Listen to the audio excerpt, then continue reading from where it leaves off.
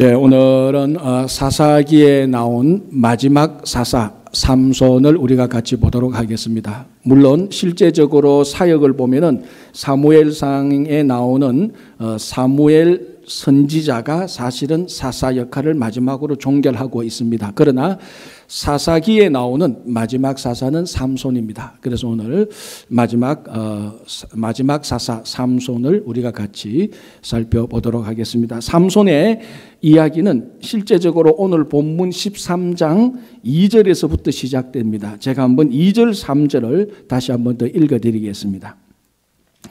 소라 땅의 단지파의 가족 중에 마노아라 이름하는 자가 있더라. 그의 아내가 임신하지 못함으로 출산하지 못하더니 여호와의 사자가 그 여인에게 나타나서 그에게 이르시되 보라, 너가 본래 임신하지 못함으로 출산하지 못하였으나 이제 임신하여 아들을 낳으리니. 자, 삼손의 이야기는 삼손의 출생에서부터 시작됩니다. 그런데 삼손의 출생은 어디에서부터 시작되는가 하면은 자기 어머니, 오늘 본문에 의하면 마노아의 아내라고 나오는데 마노아의 아내의 불임에서부터 삼손의 탄생이 시작됩니다. 자, 이게 말이 안 되는 얘기죠.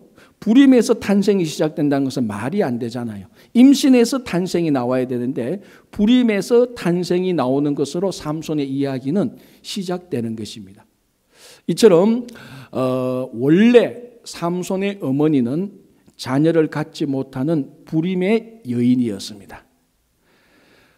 그 당시에 결혼한 여인이 아기를 갖지 못했다, 자녀를 낳지 못했다는 것은 씻을 수 없는 최고의 수치요 최대의 약점입니다. 아무리 잘나도, 아무리 똑똑해도, 아무리 재산이 많고, 아무리 지참금을 많이 가져왔다 할지라도 결혼한 여인이 자녀를 낳지 못한다는 것은 그것은 수치요 약점입니다. 아마 그의 문중이나 그의 마을에서 이 마노아의 아내를 볼 때마다 늘 수근수근거리며 좀 성질 급한 사람 앞에 나와서 욕도 했을 겁니다. 아니, 결혼해놓고 너 아이를 낳지 못하는 게 이게 무슨 말이냐, 너가 하나님께 무슨 죄를 지었느냐, 뭐 고백하라, 회개하라, 이 정도까지 욕을 할 수 있는 그런 형편입니다. 그러니까 이 마노아의 아내의 인생 최대의 약점, 수치가 아기를 갖지 못하는 불임인데, 오늘 하나님께서 여러 사람들 가운데 다 제끼고 바로 이 마노아의 아내를 찾아오십니다. 자, 그러면 왜 하나님은 마노아의 아내를 찾아오십니까? 마노아의 아내가 불임이기 때문에 찾아옵니다. 그러니까 결국은 마노아의 아내가 지금까지 수치를 당하고 약점으로 생각했던 바로 이것, 아기를 낳지 못하는 것, 바로 이것 때문에 하나님께서 모든 사람을 제쳐두고 마노아의 아내를 찾아오게 됩니다. 즉 마노아의 아내의 약점, 불임은 하나님을 찾아오게 하는 중요한 통로가 된 것입니다.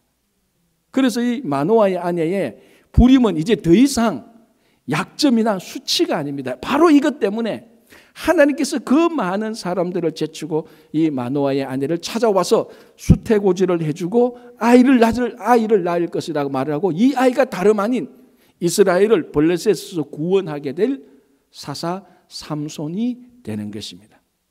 그래서 우리 성도의 약점은 우리를 파괴하거나 우리를 좌절시키는 것이 아니고 오히려 하나님을 만나게 하는 통로가 되고 하나님을 만나게 하는 다리가 되는 것입니다.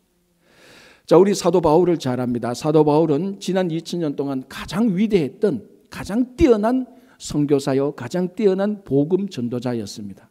그런데 이 사도 바울이 다른 건 몰라도 복음 전도를 하는데 가장 큰 약점이 있었습니다. 이게 무엇이었죠? 육체의 가시였죠.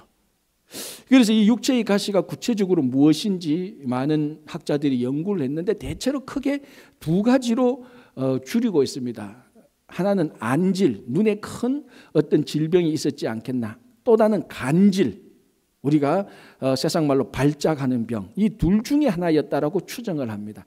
안질이든 간질이든 사도 바울이 복음 전도자로서 살아가는데 이 육체의 가시라는 육체의 질병은 엄청난 방해거리고 엄청난 고통거리였습니다. 만약에 이게 간질이었다면, 발작하는 병이었다면 갑자기 복음을 전하는데 심사가 틀렸다, 마음이 안 좋다면 거기서 쓰러지고 이렇게 하는 일들이 일어나는 겁니다. 여러분 한번 생각해 보십시오. 복음을 전하는 자가 갑자기 복음 전환에서 푹 쓰러져서 발작을 한다고 생각해 보십시오. 누가 이 사람이 전하는 복음을 믿겠습니까? 그런데 바울은 그런 종류의 육체의 가시를 가지고 있었습니다. 최대의 수치였고, 복음 전도자로서 최대의 수치였고 최고의 약점이었습니다. 육체의 가시. 그래서 바울이 인생을 걸고 3번이나 하나님 이 약점 육체의 가시를 좀 제거해 달라고 3번이나 목숨 걸고 기도했는데 하나님은 그대로 그 약점을 제거하지 않고 그대로 바울에게 남겨두었습니다. 그에 관해서 자기의 육체의 가시를 제거하지 않고 자기에게 남겨준 그것에 대하여서 고린도후서 12장 9절에서 바울이 이렇게 말합니다. 제가 한번 읽어드릴게요. 나에게 이르시기를 내 은혜가 내게 족하도다. 이는 내 능력이 약한 데서 온전하여짐이라 하신지라. 그러므로 도리어 크게 기뻐함으로 나의 여러 가지 약한 것들에 대하여 자랑하리니 이는 그리스도의 능력이 내게 머물게 하려 함이라. 쉽게 말하자면은 바울이 하나님께 육체의 가시를 제거해 달랐는데 약점을 없애 달라고 말했는데 하나님께서 그 약점을 그대로 제거하지 않고 남겨둔 이유는 그리스도의 능력이 바울에게 머물게 있게 하려 함이라. 2가지로 해석하면은 이 약한 것 때문에 그리스도의 능력이 바울에게 나타나고 약한 것 때문에 그리스도께서 바울과 함께 머물러 있다는 것입니다. 여러분 쉽게 말하면은 부모가 똑똑하고 능력 있는 자녀하고 함께 하고 싶습니까? 자녀 가운데 가장 약한 자녀에게 함께 할 것입니까? 약한 자녀다라고 함께 합니다. 똑똑하고 능력 있는 애들은 그 집 밖에 내보내도 걱정 없습니다. 그러나 이 약하고 약점이 많고 부족한 아이를 밖에 내놓으면 늘 걱정이 돼서 부모가 뒤따라가거나 함께하는 거하고 마찬가지입니다.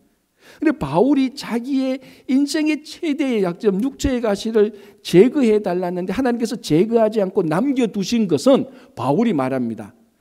그리스도께서 나와 함께 하시려고 이 약점을 통해서 이 약점이 그리스도를 만나는 통로가 되어서 그리스도가 내게 함께 내가 그리스도에 함께 머물게 하려 합니다라고 고백하는 것입니다. 여러분 우리 각자에게 다 약점이 있습니다. 선천적인 약점, 후천적인 약점. 선천적으로 태어날 때 몸의 약점, 신체의 약점 또는 어떤 내면적인 성격적인 약점 또는 태어날 때부터 태어나고 보니까 아주 좋지 않은 환경들 이런 많은 약점들 또는 후천적인 자라면서 나쁜 습관들 이런 것들 또는 교통사고를 통하여서 육체나 또는 내면적으로 가지게 된 약점들 우리에게는 다 이런 약점들이 다 있습니다. 수치되는 일들이 다 있습니다. 그것 때문에 우리는 늘 생각합니다. 내가 이 약점들만 없으면 내가 크게 성공할 수 있을 텐데 이런 약점들만 없었으면 나도 누구보다 더 잘 나갈 수 있을 것인데 왜 내게는 태어날 때부터 이런 부모, 이런 가정, 이런 환경, 내 몸이 왜 이렇게 태어났냐라고 지금까지 많이 이 약점들을 원망하고 불평하고 투덜대었습니다. 그런데 오늘 이 마노아의 아내를 보니까 바울을 보니까 이 사람들이 가지고 있었던 최대의 약점이 사람을 괴롭히고 파괴하는 것이 아니고 이 약점이 바로 하나님을 만나는 통로가 된 것입니다. 하나님을 만나는 다리가 된 것입니다. 하나님은 우리에게 장점을 주시고 약점을 주십니다. 장점으로는 하나님의 일을 하게 하시고 약점으로는 하나님을 만나게 하는 통로가 되는 것입니다. 여러분 어느 누구도 장점 가지고 하나님 만났다라는 말은 별로 하지 않습니다. 그러나 내 이 약점 때문에 이것 붙들고 하나님께 기도하고 이것 붙들고 하나님께 고민했는데 알고 보니 이 약점이 바로 직통으로 그리스도를 만나게 되는 통로가 되었다라고 고백하는 사람들은 많습니다. 여러분들이 가지고 있는 그 통로, 이 통로를 통해서 지금 찾아오시는 약점의 통로를 통해서 찾아오시는 주님을 만나시기 바랍니다. 만약에 여러분들이 약점을 다 제거했다고 한번 생각해 보십시오. 여러분들에게 약점이 없다고 생각해 보십시오. 여러분들이 간절히 하나님을 찾겠습니까? 그렇지 않습니다. 이 약점 때문에 하나님을 간절히 찾고 이 약점 때문에 내가 하나님을 만날 수 있는 통로로 들어가게 되는 것입니다. 그래서 여러분 앞으로 기도하십시오. 주님 이 약점을 제거하지 마시고 이 약점을 찾아오는 주님을 내가 만나게 하십시오. 이 약점이 하나님을 향한 통로가 되게 해달라고 꼭 기도하시고, 지금도 여러분들의 약점을 통해서 찾아오시는 주님을 만나시기 바랍니다. 자, 이렇게 해서 이제 이 불임, 아기를 갖지 못하는 마노아의 아내에게 여호와의 사자가 나타나서 수태고제를 합니다. 너가 아들을 낳을 것이다. 그런데 이 아들은 나실인이 될 것이다. 자, 나실인은 어떤 사람입니까? 하나님께 나실인으로서 서원을 하고 지켜야 될 세 가지 금지 명령이 있죠. 금지 명령이 있는데 포도주와 독주를 멀리하고, 머리에 삭도를 대지 말고, 즉 머리카락을 자르면 안 되고, 세 번째 부정한 시체를 가까이 해서는 안 됩니다. 이게 나실인이 지켜야 되는 규정입니다. 그런데 이 삼손은 평생 나실인입니다. 우리 성경을 보면은 제한적으로 나실인이 있고 평생 나실인이 있는데, 삼손은 태어날 때부터 평생 나실인의 서원을 통해서 태어나게 되는 것입니다. 그래서 이 삼손은 평생 나실인으로 살아가는데, 오늘 이 본문을 보면은 사사기 13장을 보면은 불임의 마노아의 아내에게 하나님께서 수태고지를 통하여서 아들을 낳게 하는데, 이 아들이 나중에 해야 될 일이 뭡니까? 이스라엘을 블레셋에서 구원하게 될 사람이 되는 것입니다. 지금 이 상태가 어떤가 하면 이스라엘이 블레셋 지배하에 살고 있습니다. 그래서 하나님께서 이 다음에 태어날 아이, 이 아이를 통해서 블레셋에서 이스라엘을 구원하게 될 사사로서, 구원하게 될 사람으로서 수태고지를 하게 되는 겁니다. 자, 그렇다면 여러분 한번 생각해 보십시오. 앞으로 태어날 아이는 블레셋과 싸워서 블레셋과 전쟁을 해야 될 아이입니다. 그리고 이스라엘을 구원해야 될 아이입니다. 그런데요, 자, 지금까지 우리가 사사기를 보면서 많은 이방 민족들이 이스라엘을 점령해 왔었더랬습니다. 암몬 족속, 메소포타미아 왕, 그 이방인 여러 족속들이 있었는데, 미디안 족속도 있었는데, 싸움으로 치자면은 블레셋 사람이 제일 싸움 잘합니다.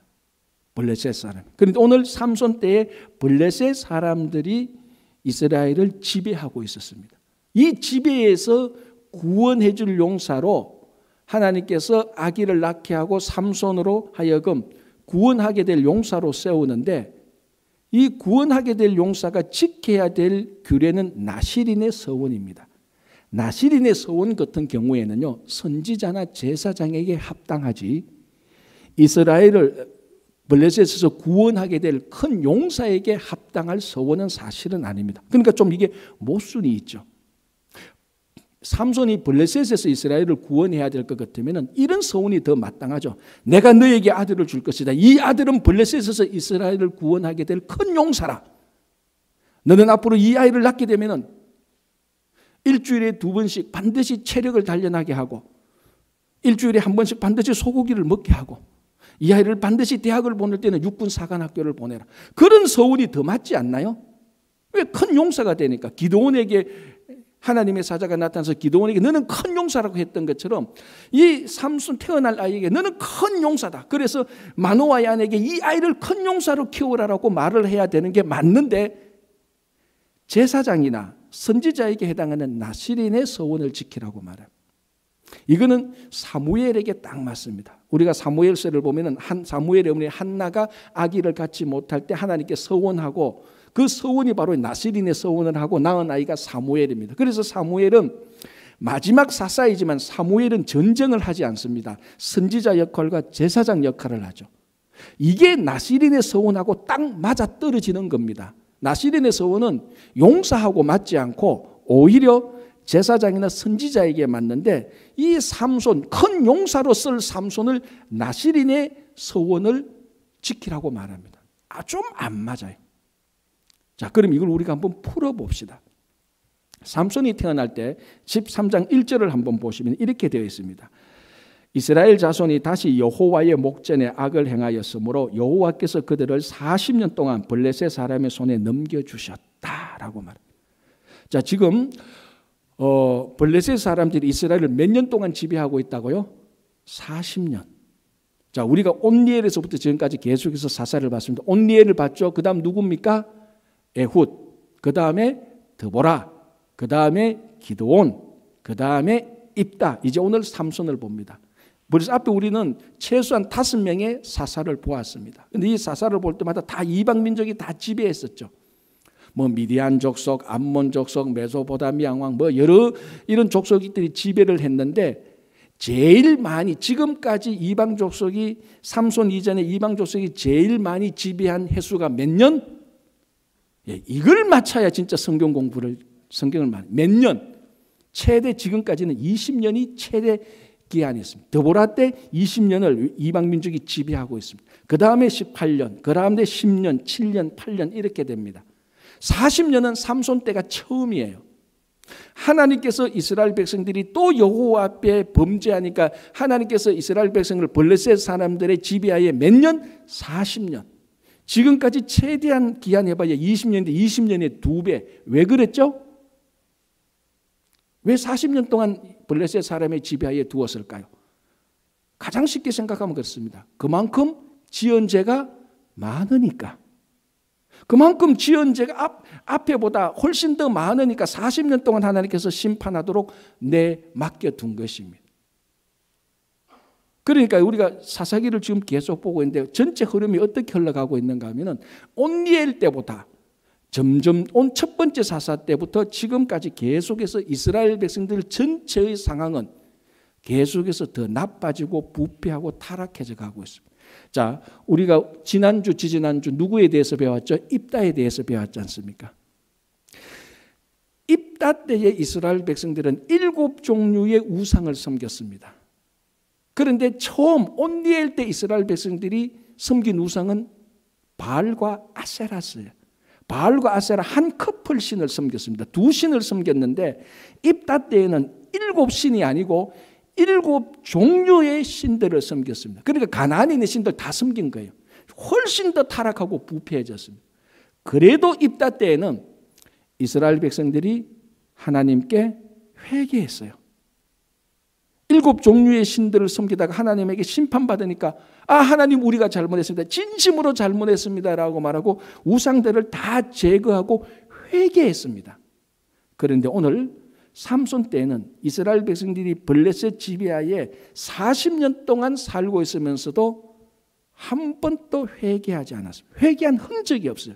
그래서 13장 1절 2절 보면 이스라엘 백성들이 블레셋 지배하에 40년 동안 있었는데 이전에는 전부 다 하나님께 고통으로 부르짖고 기도하고 회개해서 하나님께서 사사를 보내주는데 이제는 하나님이 답답해서 하나님께서 그냥 마노아의 아내에게 와서 아기를 낳을 것이라고 하나님이 그냥 해결해 주세요. 그만큼 이스라엘 백성들은 이제는 훨씬 더 타락하고 훨씬 더 오랫동안 이방 민족의 지배를 받고 있어서도 회개를 하지 않을 만큼 영적으로 진짜로 무감각하고 영적 어둠 속에 있었고 진짜로 훨씬 더 부패하고 타락해져 있었습니다. 자, 그리고 한번 보시죠. 지금 마노아의 아내가 불임이라고 말했지 않습니까? 이 불임은 실제로 마노아의 아내가 아기를 갖지 못하는 그 생리적인 의학적인 현상을 말하는 것이지만 상징적으로는 지금 이스라엘 백성들 전체의 상태가 불임이라는 것을 문학적인 상징으로 보여주는 겁니다. 제가 처음에 말씀드린 것처럼 결혼한 여인이 아기를 갖지 못한다. 최대의 수치고 최대의 약점입니다. 이건 변명이 안 되는 겁니다. 그런데 지금 이스라엘의 상태가 바로 이 상태라는 것을 상징적으로 보여줍니다. 그러니까 굉장히 타락하고 부패했고 회개조차도 하지 않는 그런 상황입니다. 자, 이런 시대 때 어떤 인물이 필요할까요? 정말로 이 시대에 어떤 사람이 필요할까요? 바로 나실인과 같은 사람입니다. 바로 세상과 구별해서 다 회개도 하지 않고 다 블레셋 지배하에 살면서 그게 당연한 거라고 생각하는 이 시대에 이런 사람들과 구별되어서 하나님께 헌신할 수 있는 사람. 자, 여러분, 나실인의 서원의 2가지 큰 특징은 뭔 줄 압니까? 구별과 헌신입니다. 포도주와 독주를 마시지 않고 긴 머리카락을 자르지 않고, 그래서 사람들이 긴 머리카락을 가지고 있는 사람을 보면은 저 사람은 하나님께 서원된 사람이구나라고 누가 봐도 구별할 수 있는, 그래서 나실인의 첫 번째 특징은 구별됨이고 이 구별된 목적은 하나님께 온전히 헌신하기 위함입니다. 바로 삼손의 때에 바로 진짜로 세상과 구별하고 하나님께 온전하게 헌신된 그런 사람이 필요한 겁니다. 전쟁을 잘하는 용사가 필요한 게 아니고, 이거는 인간적으로 세상적으로 보면 그런 사람이 필요할 수 있겠지만 하나님께서 보실 때는 바로 그 시대에 진짜로 필요한 것은 위대한 왕이 필요한 게 아니고, 위대한 용사가 필요한 것이 아니고, 위대한 학자나 위대한 어부나 농사꾼, 위대한 비즈니스맨이 필요한 것이 아니고, 자기 삶을 하나님 앞에서 세상과 구별하여서 하나님께 온전히 헌신할 수 있는 사람, 바로 그 사람이 필요합니다. 그래서 하나님께서 마노아의 아내가 낳을 아이, 다음 세대의 아이를 구별해서 나신인으로 삼는 겁니다. 하나님께서 현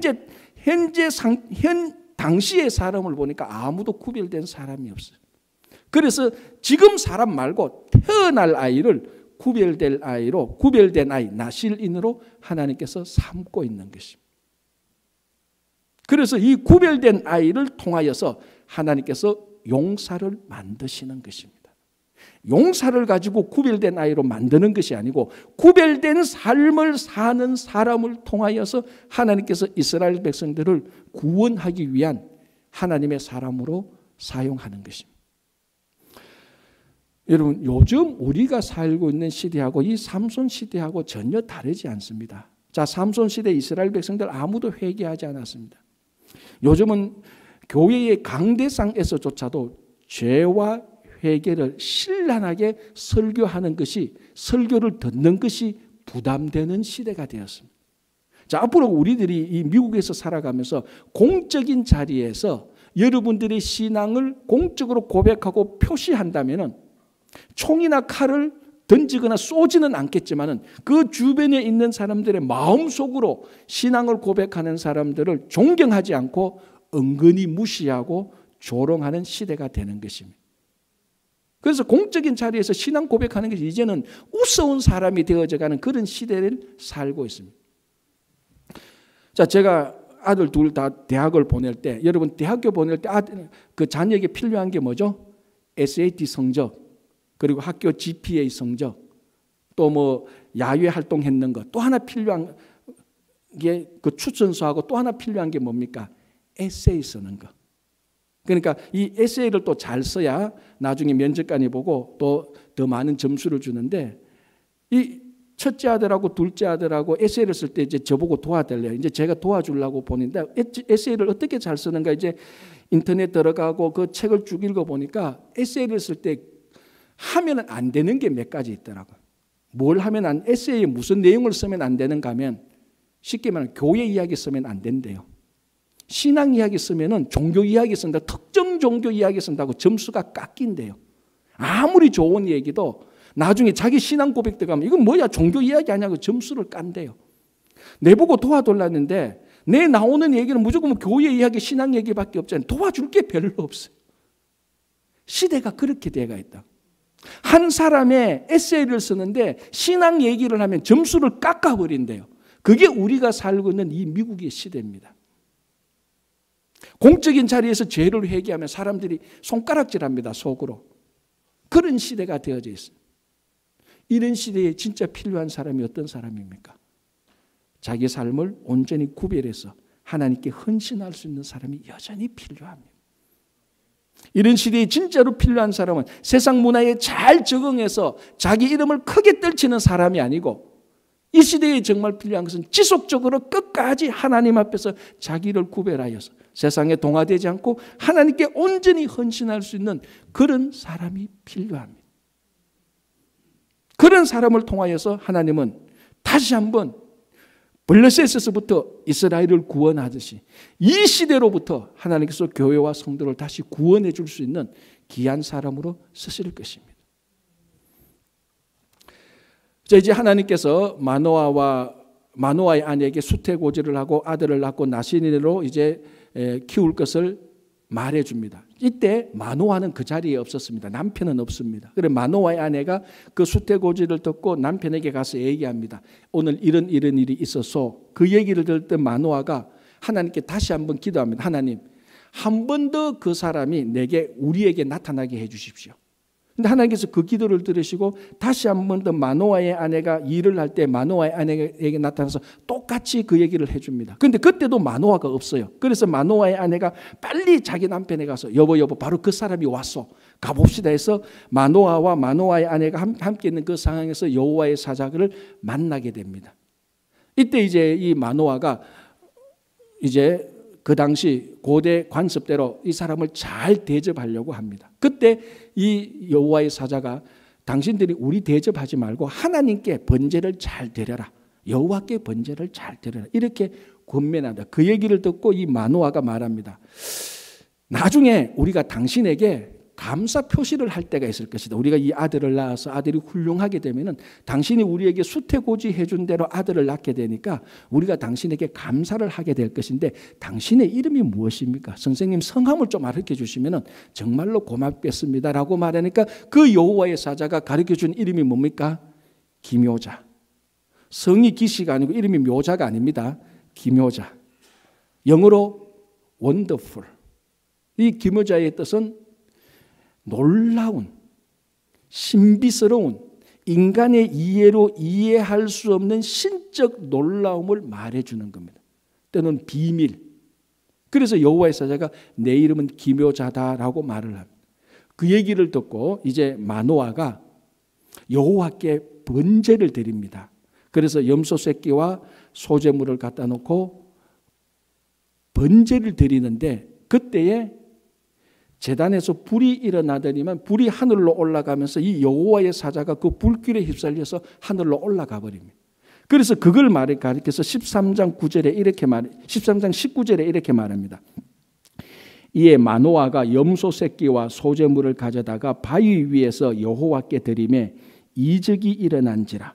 마노아와 그의 아내가 본적 20절 불꽃이 제단에서부터 하늘로 올라가는 동시에 여호와의 사자가 제단 불꽃에 휩싸여 올라간지라. 자, 이것을 가리켜서 19절 20절에서 무엇이 일어난지라? 이적이 일어난지라.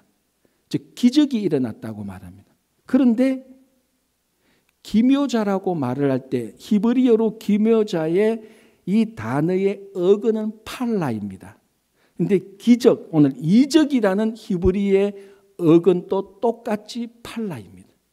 사실은 기묘자라는 말과 이적이라는 말이 똑같은 말이에요.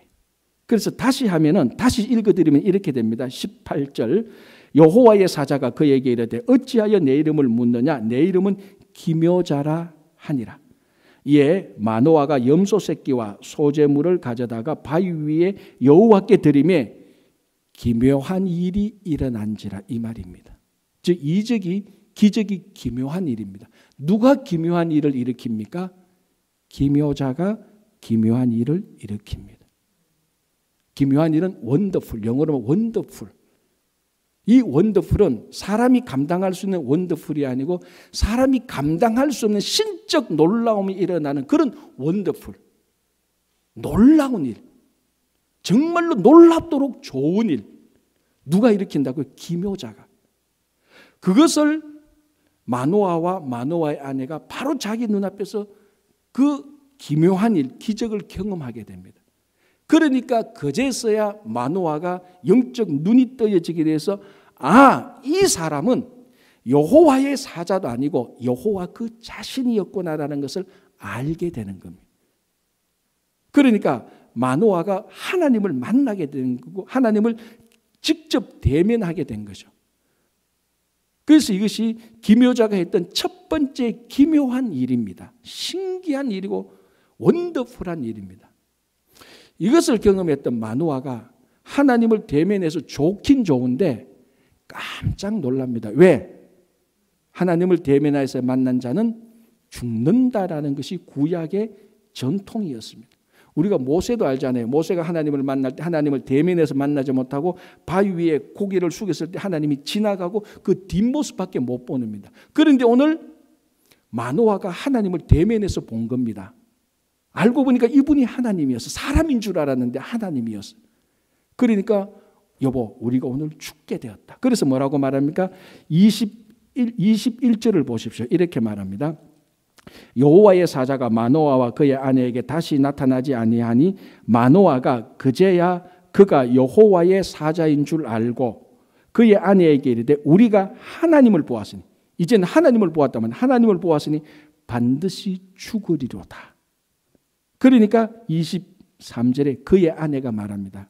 읽어드릴게요. 그의 아내가 그에게 이르되 여호와께서 우리를 죽이려 하셨더라면 우리 손에서 번제와 소제를 받지 아니하셨을 것이요 이 모든 일을 보이지 아니하셨을 것이며 이제 이런 말씀도 우리에게 이르지 아니하셨으리다 하였더라. 그러니까 남편이 마노아가 여보 우리 죽게 되어서 하나님을 받지 않소라고 말하니까 마노아의 아내가 뭐라고 말합니까? 아니요 여보 우리 죽지 않을 겁니다. 만약에 하나님께서 우리를 죽이시려고 했더라면 번제물을 즉 염소 새끼와 소제물을 받지 아니하셨을 것이다. 그런데 제단에 불이 일어나서 받았잖아요. 우리를 죽일 것 때문에 왜 이 제사를 받겠습니까? 안 받습니다. 우리 살 것입니다. 그리고 하나님께서 우리를 죽이려고 하셨더라면 이런 일도 보여주지 않았고, 그러니까 이런 기묘한 일도 보여주지 않았고 뭐라고 말합니까? 이런 말씀도 우리에게 말하지 아니했을 것이다. 이런 말씀이 뭡니까? 너가 아들을 낳을 것이니 이 아들이 블레셋에서 이스라엘을 구원할 것이다. 이런 말도 하지 않았을 것이라는 것. 논리적으로도 맞지. 만약에 하나님께서 우리를 죽인다면은, 우리가 죽어버리면은 하나님께서 우리에게 약속했던 말, 나를 통하여서 아들을 낳겠다고 하는 그 말씀이 이루어지지 않잖아요.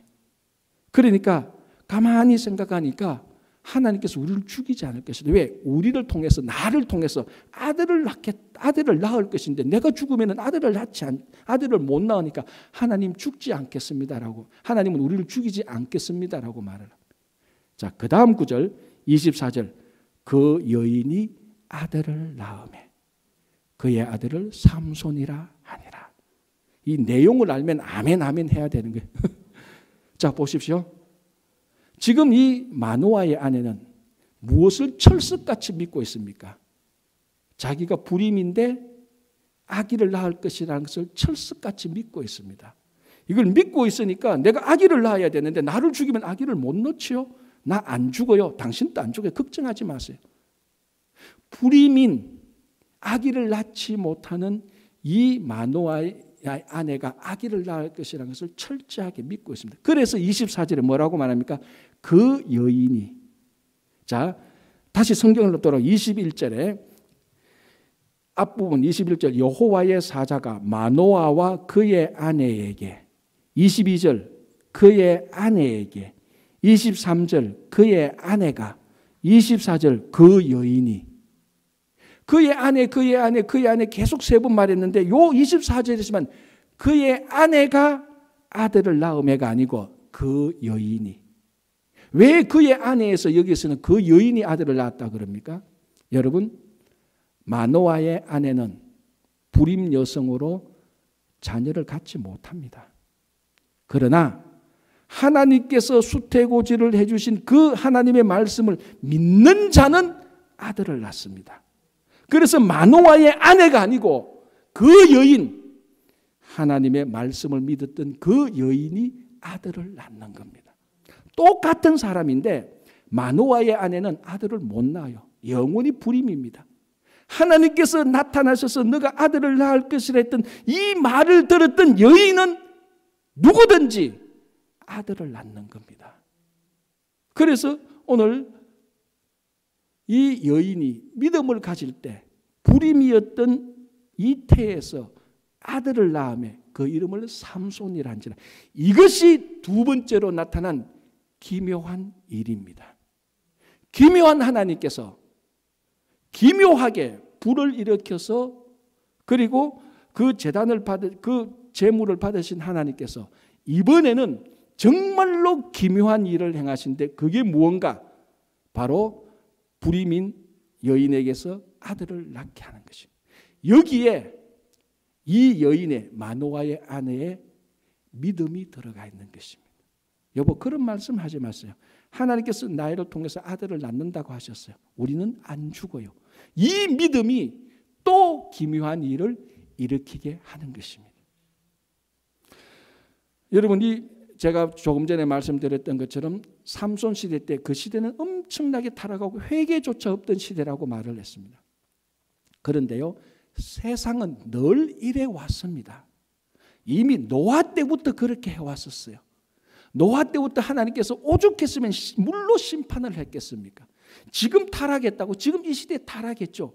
노아 때가 더 타락했어요. 소돔과 고모라는 어떻습니까? 바벨탑 때는 어떻습니까? 이 삼손 때는 어떻습니까? 전부 다 세상은 항상 타락하고 세상은 항상 부패해 왔습니다. 문제는 세상이 부패했다는 게 문제가 아니고 그 가운데 살고 있는 시대의 사람들이 하나님의 말씀을 믿었느냐 안 믿었느냐 이게 문제였죠. 그래서 우리는 우리의 신앙의 초점을 세상이 타락의 때에 두는 것이 아니고 우리의 믿음이 여전히 있느냐 없느냐 여기에 초점을 두어야 되는 것입니다.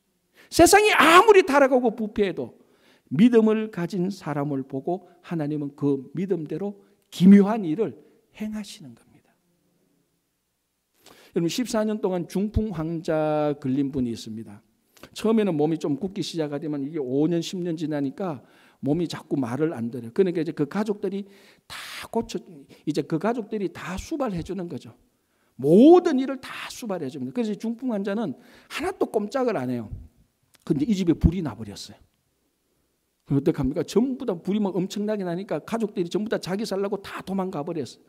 근데 중풍 환자가 침대에 누워보니까 살려줘, 헬프미 아무리 해도 사람이 안 나타나는 거예요. 다 도망가 버리니까 자기 살려고. 중풍 환자가 가만 보니까 불길이 막 자기인대로 막 들어오는 거예요. 곧 죽게 되었으니까 아이고 안 되겠구나, 살아야 되겠다고 싶어서 밖으로 나가버린 거예요. 그런데 문제는 밖에 있는 사람이 깜짝 놀란 거예요. 우와, 기적이 일어났다. 저 중풍병자가 걸어서 나왔다니까. 중풍병자가 그 얘기 듣고 내가 걸어 나왔는데 이상하네 하면서 폭 그 자리에 꼬꾸라 쓰러져서 못 걸었다는 얘기가 있습니다. 무슨 말입니까? 자기가 자기 기적 안 믿어요. 왜 제가 가끔 이래 얘기하잖아요. 저 아프리카 선교제에 가서 선교사님이 의사도 없고 약품 하나도 없는데 그 교회 그 원주민들이 아픈 병자 데리고 와서 안수해달라 그러는데 선교사님이 안수해 주는 어쩔 수 없이 안수하는 게 밀려서 그런데 이 환자가 나아버렸어. 누가 제일 놀란다고요? 안수한 선교사가 제일 놀라는 거예요. 왜 이리 이게 진짜였어? 다른 사람은 다 믿는데 자기만 안 믿어. 이게 오늘날 우리 시대의 문제입니다.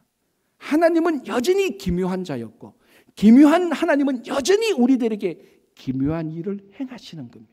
놀라운 원더풀한 일을 행하시는 겁니다. 세상은 여전히 타락해가 있습니다. 여전히 부패합니다. 문제는 이 말씀을 기묘한 분을 믿느냐 안 믿느냐의 우리의 믿음이 문제입니다. 정말로 감사한 것은 이 기묘한 분이 바로 예수 그리스도입니다.